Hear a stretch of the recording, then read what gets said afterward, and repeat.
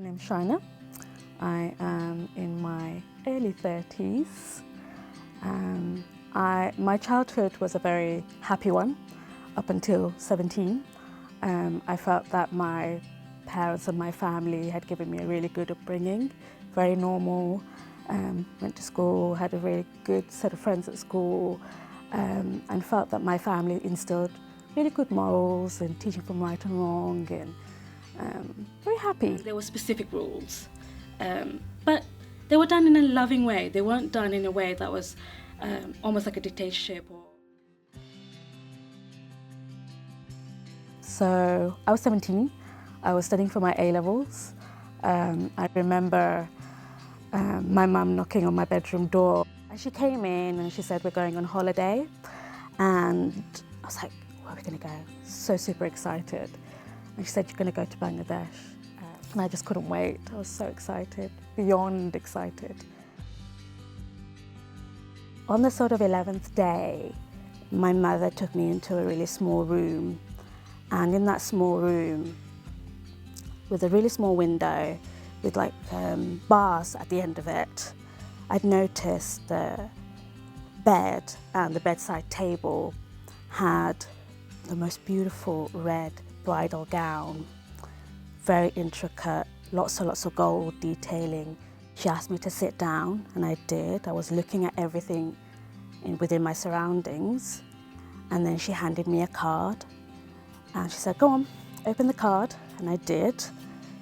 And I remember the sort of gold and red embossing that went along the card. It wasn't anything fancy, and I just read it, and it basically was an invitation to my own wedding. And the only information I was given was that the wedding had been booked, everybody had been invited, cake had been baked, and that all I needed to do was just to turn up.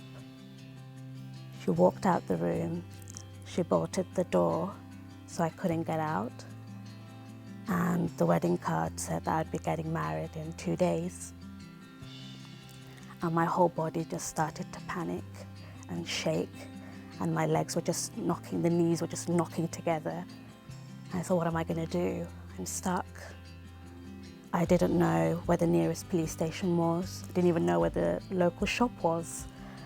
I had no friends or teachers or social workers. There was no Facebook. There certainly was no mobile phone that I could call up.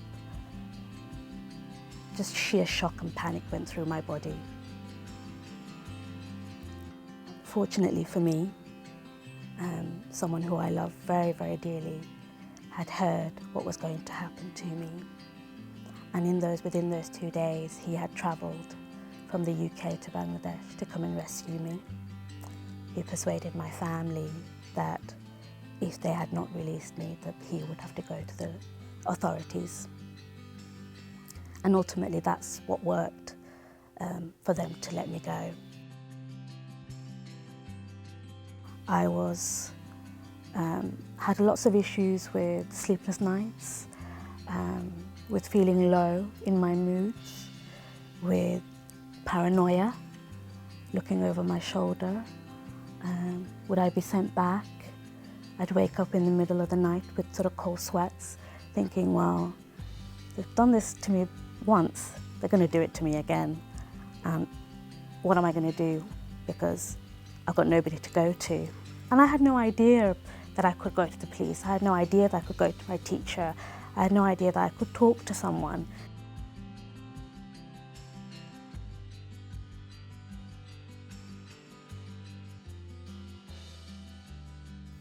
The choices seemed even smaller.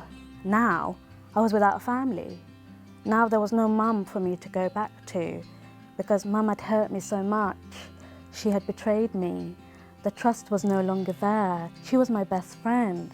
And this woman had put me into a life of domesticity with someone who was ultimately going to rape me, was going to abuse me physically, sexually, mentally, probably financially.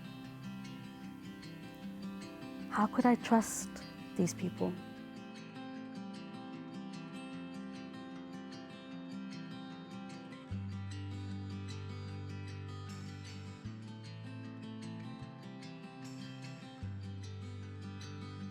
please talk to somebody.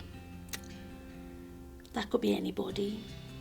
Speak to somebody, whether that is a teacher, whether that is you calling up 999 or 101.